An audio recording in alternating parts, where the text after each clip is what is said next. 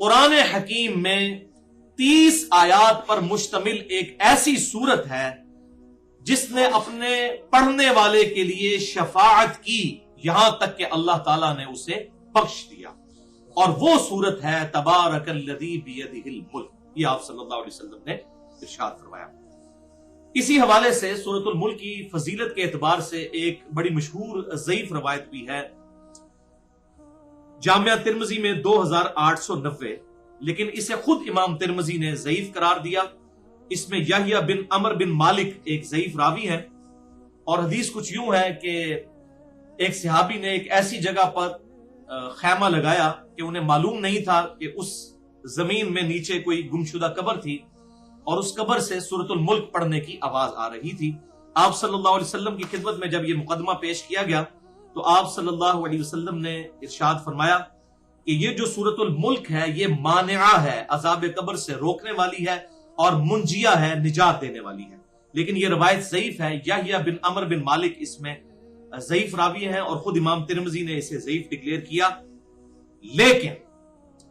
اس کو سپورٹ کرنے والی ایک صحیح موقوفاً روایت بھی موجود ہے، اور وہ سیدنا ابن مسعود رضی اللہ تعالیٰ عنہ کا قول ہے، اور جب بھی کسی صحابی کا قول ہو اور وہ غیبی خبر سے متعلق ہو تو یقیناً وہ آپ صلی اللہ علیہ وسلم کے بتانے پر ہی محمول ہوتا ہے۔ تو یہ صحیح سند کے ساتھ المعجم الکبیر امام طبرانی کی کتاب میں انٹرنیشنل نمبر کے مطابق 8652، اور امام بہیقی کی کتاب اثبات و عذاب القبر میں 128 نمبر یہ روایت ہے کہ ابن مسعود رضی اللہ تعالیٰ عنہ کہتے ہیں جو شخص روزانہ رات کو سورۃ الملک پڑھ لیتا ہے، جب اسے قبر میں داخل کیا جائے گا تو عذاب قبر کے اگینسٹ یہ سورت سرہانے کی طرف سے آئے گی اور اللہ سے سفارش کرے گی یہاں تک کہ اس شخص کو بخش دیا جائے گا۔ سبحان اللہ۔ پھر سیدنا ابن مسعود نے فرمایا سورۃ الملک منجیہ ہے، اللہ کے اذن سے نجات دینے والی سورت ہے۔ سورۃ الملک کے پڑھنے کے اعتبار سے ایک اور ضعیف روایت بھی ہے جس میں آپ صلی اللہ علیہ وسلم کے حوالے سے ملتا ہے کہ آپ صلی اللہ علیہ وسلم رات کو سونے سے پہلے سورۃ الملک روزانہ پڑھا کرتے تھے۔ وہ جامعہ ترمذی میں انٹرنیشنل نمبر کے مطابق 2892 نمبر حدیث ہے کہ آپ صلی اللہ علیہ وآلہ وسلم روزانہ سونے سے پہلے سورۃ السجدہ اور سورۃ الملک کی تلاوت فرمایا کرتے تھے، لیکن یہ حدیث بھی اصول محدثین پر ضعیف ہے۔ شیخ البانی کو غلطی لگی اور خود شیخ البانی کے شاگردوں نے ان پر گرفت کی کہ یہ روایت بالکل ضعیف ہے۔ اس میں لیث بن ابی سلیم مشہور ضعیف راوی ہیں، اور اس کے علاوہ جتنے بھی طرق ہیں اس کے، ان میں ایک کامن پرابلم ہے کہ ابو زبیر مدلس ہیں اور ان سے روایت کر رہے ہیں اور سما کی تصریح موجود نہیں ہے، لہذا یہ حدیث جو ہے اصول محدثین پر ضعیف ہے۔ لیکن اسی حوالے سے ایک اور روایت بھی موجود ہے بالکل صحیح سند کے ساتھ، ایک جلیل القدر تابعی کے حوالے سے خالد بن معدان رحمہ اللہ تعالی المتوفى 103 ہجری، ان کے بارے میں صحیح سند کے ساتھ سنن دارمی میں انٹرنیشنل نمبر کے مطابق 3410 نمبر حدیث ہے۔ مشکات میں بھی یہ موجود ہے 2176، اور اس کے فٹ نوٹ پہ شیخ زبیر علی زئی رحمہ اللہ نے پوری بحث کی ہے، اور یہ بحث الگ سے بھی ان کے جو فتاوی علمیہ ہے اس کی پہلی جلد میں شامل ہے، سورہ ملک کے حوالے سے بھی، سورہ السجدہ کے حوالے سے بھی، کہ خالد بن معدان تابعی المتوفى 103 ہجری سورۃ السجدہ اور سورۃ الملک دونوں صورتوں کے بارے میں فرمایا کرتے تھے کہ یہ دونوں صورتیں اپنے پڑھنے والے کے متعلق قبر میں جھگڑا کریں گی اور اللہ سے کہیں گی۔ اب یہ بات تو حضرت ابن مسعود کے قول سے بھی ہمیں پتہ چلی، اللہ سے کہیں گی کہ یا اللہ اگر ہم تیری کتاب میں ہیں تو ہماری یہ شفاعت اس بندے کے حق میں قبول کر جو کہ ہمیں پڑھا کرتا تھا، ورنہ ہمیں اپنی کتاب سے ہی نکال دے۔ اللہ اکبر۔ اور وہ سفارش کرتی رہیں گی یہاں تک کہ اللہ تعالیٰ اس شخص کو جو سورۃ السجدہ اور سورۃ الملک پڑھا کرتا تھا، اللہ تعالیٰ اس کی بخشش فرما دے گا۔ اور اس میں یہ بھی الفاظ ہیں کہ یہ دونوں صورتیں پرندوں کی طرح اپنے پر پھیلا لیں گی اور عذاب قبر کو روکیں گی۔ الحمدللہ، سورۃ السجدہ اور سورۃ الملک۔ اور اس کی کنکلوژن سنن دارمی کی اس روایت 3410 کی ان الفاظ میں ہوتی ہے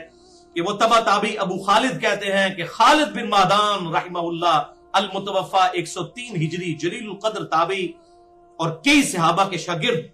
وہ اس وقت تک رات کو سویا نہیں کرتے تھے جب تک کہ سورۃ الملک اور سورۃ السجدہ کی تلاوت نہ کر لیں۔ لہذا یہ ساری کی ساری باتیں سپورٹیو ہو جاتی ہیں ان ضعیف روایتوں کو بھی، لہذا اس حوالے سے ہمیں ایک اور سورت کی فضیلت بھی پتہ چلی، 7ویں سورت، اور وہ ہے سورۃ السجدہ، سورت نمبر ہے 32، پارہ نمبر 21 میں۔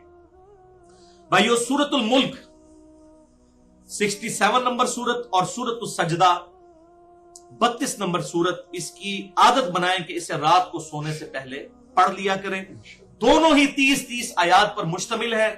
زیادہ ٹائم نہیں لگتا، جو روزانہ پڑھنے والا ہے اس کو 5-7 منٹ میں دونوں صورتیں وہ پڑھ سکتا ہے۔ اور انہی کی امپورٹنس کے پیش نظر میں نے الگ سے بھی 2 لیکچرز انہی 2 صورتوں پر ریکارڈ کروائے ہوئے ہیں۔ مسئلہ نمبر 76 جو رمضان المبارک 1434 ہجری 2013 میں ہماری جو سالانہ نشست ہوئی تھی سورۃ السجدہ میں فکر آخرت کے بیان کے حوالے سے ہم نے یہ پوری سورت کور کی تھی 1 گھنٹے میں۔ اور مسئلہ نمبر 93 جو پچھلے رمضان میں 1435 ہجری میں 2014 کے اندر جو ہماری فائنل نشست ہوئی تھی، اس میں میں نے سورۃ الملک کو بھی اس کی فضیلت اور ترجمہ اور تفسیر کو بیان کیا تھا۔ سورۃ السجدہ پرٹیکولرلی فکر آخرت کے اعتبار سے بڑی اہم سورت ہے، اور یہی وجہ ہے کہ صحیح بخاری اور صحیح مسلم کی متفق علیہ حدیث ہے، بخاری میں 891، مسلم میں 2034، کہ امام کائنات سید الاولین والآخرین شفیع المذنبین